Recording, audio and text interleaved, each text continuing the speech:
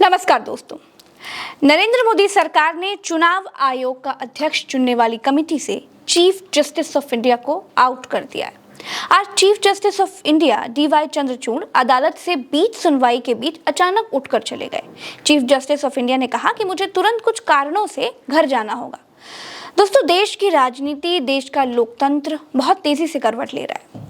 एक राजा की मनमानी को चंद्रचूड़ नाम का एक अकेला आदमी रोकने के लिए अपनी पूरी शक्ति लगाकर खड़ा हुआ है और वो चीफ जस्टिस ऑफ इंडिया अब राजा की आंख में खटक चुका है।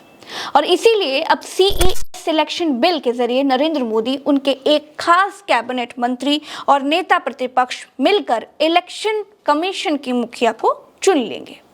नरेंद्र मोदी सरकार ने इलेक्शन कमीशन का मुखिया चुनने वाली कमेटी से सीजीआई को बाहर कर दिया है। इसके लिए नरेंद्र मोदी सरकार ने राज्यसभा में एक बिल भी पेश कर दिया है। बिल के पास होते ही सीजीआई को बाहर का रास्ता दिखा दिया जाएगा।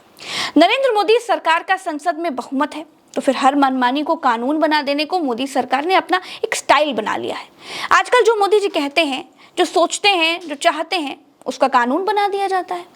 दोस्तों, किसी भी देश में तानाशाही की शुरुआत कुछ ऐसे ही होती है। पहले सारे लोकतांत्रिक ढांचे की कंट्रोल अपने हाथ में ले लो, फिर जो चाहे वो करो। कोई भी उंगली उठाने वाला नहीं होगा। कोरिया के सन की राजा ने भी बिल्कुल ऐसे ही किया। अब कोरिया के लोगों को किम जोंग के आगे ताली बजाने के अलावा और कोई दूसरा विकल्प बचा ही नहीं है। वहां भी विपक्ष है, लेकिन जीतता सिर्फ किम जोंग है। दोस्तों, इलेक्शन कमीशन का मुखिया अब मोदी जी नियुक्त करेंगे। अब मोदी जी इलेक्शन कमीशन के मुखिया को, यानी मुख्य चुनाव आयुक्त को, नौकरी देने वाले 3 लोगों के पैनल के अध्यक्ष होंगे। मोदी जी की कृपा से इलेक्शन कमीशन का मुखिया नौकरी पाएगा। तो अब जरा सोच कर देखिए। आप सोचेंगे तो समझ में आएगा कि मोदी जी के एहसानों के नीचे दबा हुआ चुनाव आयोग का मुखिया क्या देश में फेयर चुनाव करवा पाएगा? क्या सत्ता पक्ष की मनमानियों पर अंकुश लगा पाएगा? एनीवेज दोस्तों, क्रोनोलॉजी को समझिए। नरेंद्र मोदी ये कानून तब लेकर के आए हैं जब देश में चुनाव होने जा रहे हैं।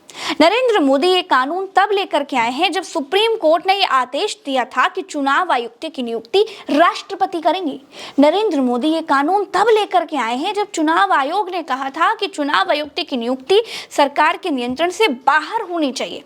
नरेंद्र मोदी ये बिल तब लेकर के आए हैं दोस्तों जब सुप्रीम कोर्ट के आदेश के मुताबिक चुनाव आयोग में शीर्ष नियुक्ति के लिए बनी कमेटी में प्रधानमंत्री, लोकसभा में विपक्ष के नेता और चीफ जस्टिस शामिल होने थे।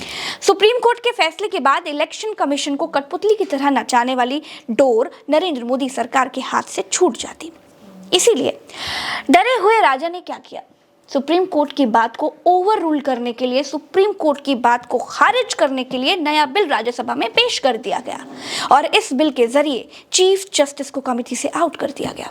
3 लोगों की कमेटी बनाई है। इस कमेटी के मुखिया होंगे नरेंद्र मोदी, एक कैबिनेट मंत्री होगा और एक नेता प्रतिपक्ष होगा।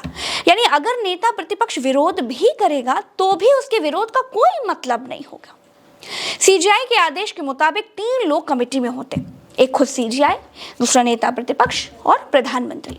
इनके तय किए गए आदमी पर राष्ट्रपति मुहर लगाता। उस स्थिति में अगर सीजीआई और नेता प्रतिपक्ष एक तरफ हो जाते तो मोदी अपनी पसंद का चुनाव आयुक्त नहीं बना सकते थे। लेकिन अब मोदी रहेंगे अध्यक्ष, उनके मंत्री रहेंगे एक सदस्य और नेता प्रतिपक्ष होंगे तीसरे सदस्य। है ना कमाल की बात?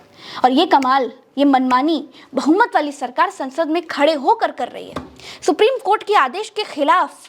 दोस्तों, कांग्रेस एक चिट्ठी दिखा रही है जिसमें यह कहा गया है कि मोदी जी के गुरु लालकृष्ण आडवाणी खुद चाहते हैं कि चुनाव आयुक्त चुनने वाली कमेटी में सीजीआई रहे। नरेंद्र मोदी सरकार की नाक में सबसे ज्यादा नकेल सुप्रीम कोर्ट नहीं डाली हुई है और अब नरेंद्र मोदी सरकार हर कदम पर सुप्रीम कोर्ट के चीफ जस्टिस डीवाई चंद्रचूड़ को हराने में लगी हुई है। इसका थोड़ा सा दर्द ना नरेंद्र मोदी जी के मुंह से संसद में भी निकल गया। मोदी जी बोले कि अदालतों में क्या क्या हो रहा है हम जानते हैं। मणिपुर में अदालत का एक फैसला आया, अब अदालतों में क्या हो रहा है हम जानते हैं। दोस्तों, ये बताने की जरूरत नहीं है कि बहुमत की घमंड में चूर सरकार की तानाशाही और मनमानी से एक ही संस्था लड़ रही है और वो है सुप्रीम कोर्ट नाम की संस्था। मीडिया ने गोदी होकर, पैसे खाकर, तलवे चाटकर सत्ता के आगे सरेंडर कर दिया है। कार्यपालिका में तो किसी की हिम्मत नरेंद्र मोदी सरकार के आगे गर्दन उठाने की भी नहीं है। विधायिका खुद बीजेपी सरकारों के हाथों में है। 2 ही लोग सत्य और न्याय की बात कर रहे हैं, एक न्यायपालिका से चंद्रचूड़ और दूसरा अघोषित चौथे खंबे मीडिया से डिजिटल मीडिया। जब राज्यसभा से ये बिल पास हो जाएगा तो आप ये मानकर चलिए कि चुनाव आयोग सरकार के इशारे पर चलने वाली संस्था बनकर रह जाएगी और उसके बाद फेयर चुनाव की बात केवल जुमला ही रह जाएगी। सुप्रीम कोर्ट का आदेश बिल्कुल ठीक था कि चुनाव आयोग का मुखिया चुनने में राजनीतिक दखल नहीं होना चाहिए।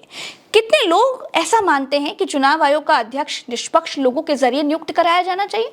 आप लोग कमेंट करके बता सकते हैं और कमेंट करिएगा ताकि आप लोगों की राय भी हम तक पहुंच जाए।